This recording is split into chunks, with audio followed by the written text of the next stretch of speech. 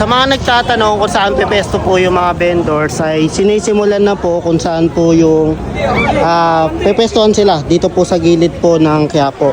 Actually bawal po sila sa gitna, puro gilid lamang po at pinipinturahan.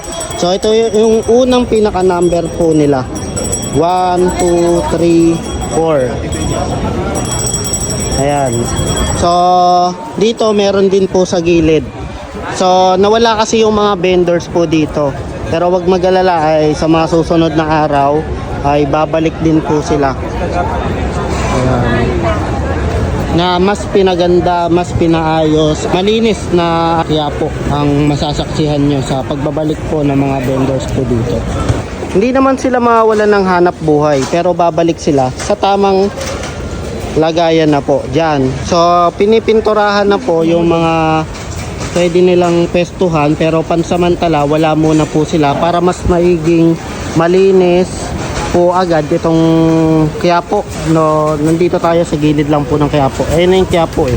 Pag ano mo dyan, ito na yung SM.